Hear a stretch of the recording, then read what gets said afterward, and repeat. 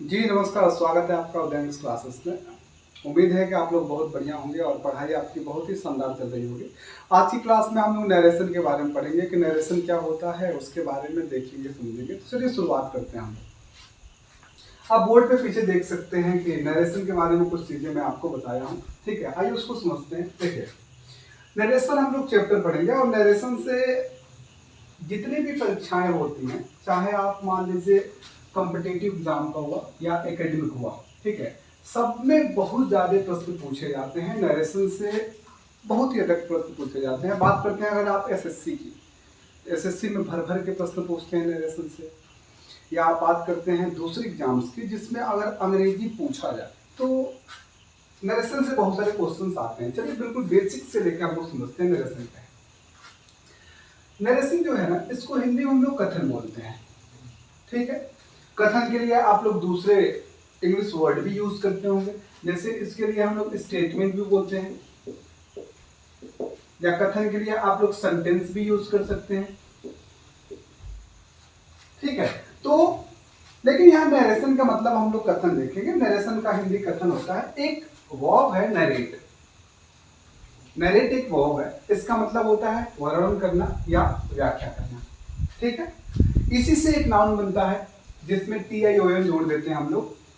अगर किसी शब्द के अंत में आई ओ एन जोड़ा जाता है तो उसे नाउन माना जाता है। ठीक है, और किसी का भी जब टाइटल रहे तो नाम ही होगा। नाम जो होता है नाउन होता है। तो नरेट एक वर्ब है जिसका मतलब वर्णन करना या व्याख्या करना होता है, और इसी से बनता है नरेशन। ठीक है, तो आइए हम लोग समझते हैं जो नरेशन है ना, नरेशन को हम लोग दो भागों में डिवाइड करते हैं। एक होता है डायरेक्ट नरेशन, दूसरा होता है इनडायरेक्ट नरेशन, या इसी को हम लोग बोल सकते हैं डायरेक्ट स्पीच या इनडायरेक्ट स्पीच। अक्सर आप लोग किताबों में देखे होंगे कि डायरेक्ट या इनडायरेक्ट स्पीच करके देता है, नरेशन भी करके देता है, या स्पीच करके देता है। तो उसमें आप कंफ्यूज नहीं होइएगा। इसी को या तो डायरेक्ट नरेशन बोलिए या डायरेक्ट स्पीच, या इनडायरेक्ट नरेशन या इनडायरेक्ट स्पीच। आइए यहाँ समझते हैं कि डायरेक्ट नरेशन होता क्या है या डायरेक्ट स्पीच होता क्या है। जब कोई व्यक्ति होता है ना, वक्ता उसी को बोल रहे हैं। वक्ता मतलब होता है जो बोलता है। स्पीकर एक शब्द होता है, स्पीकर। स्पीक मतलब बोलना होता है, और स्पीकर मतलब बोलने वाला, अर्थात वक्ता बोल सकते हैं।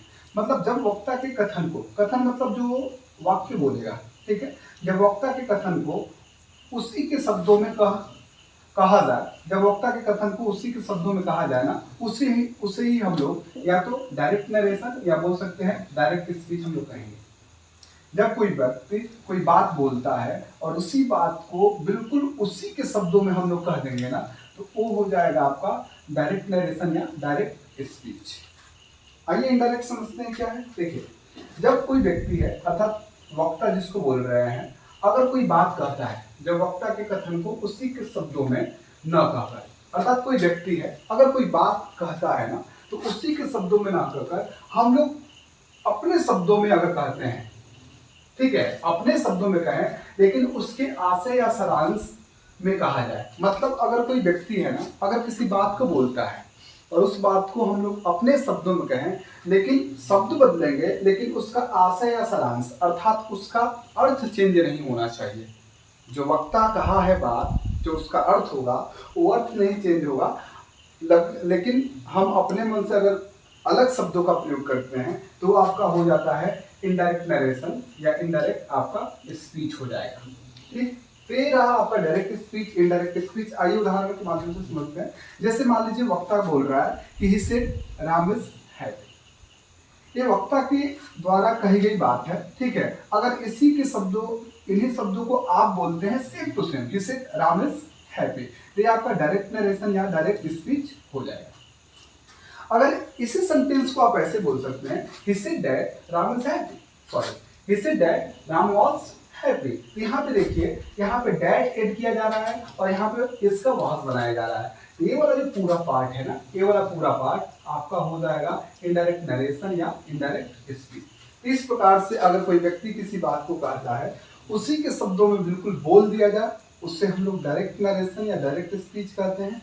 अगर उसी के शब्दों, उसी की बात को अपने शब्दों में अर्थात कुछ शब्दों को ऐड कर दिया जाए या परिवर्तित कर दिया जाए, ठीक है, लेकिन अर्थ वही हो, उसे हम लोग इनडायरेक्ट स्पीच या इनडायरेक्ट नरेशन कहते हैं। आई होप आपको समझ में आ रहा होगा। इसे नोट कीजिए, आगे तरफ बढ़ते हैं हम लोग।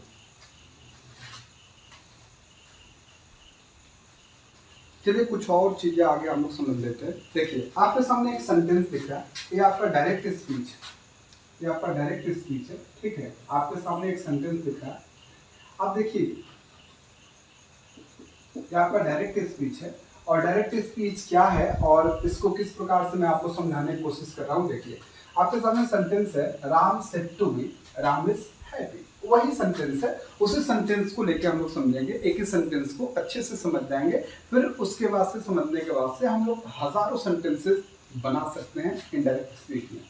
एक सेंटेंस है आपका जो डायरेक्ट स्पीच है, Ram said to me Ram is happy. देखिए दो चीजें हैं जो आपको हमेशा याद रखनी पड़ेगी जब आप नरेशन की बात करते हैं। तो मुख्य रूप से उसी पे जितने रूल्स हैं सारे डिपेंडेंट होंगे और उसी पे मैं आधारित सारी चीजें आपको बताऊंगा। मैक्सिमम चीजें उसी पे आधारित होंगी। देखिए यहाँ पे देख रहे हैं कि Ram said to me, he said to me Ram is happy.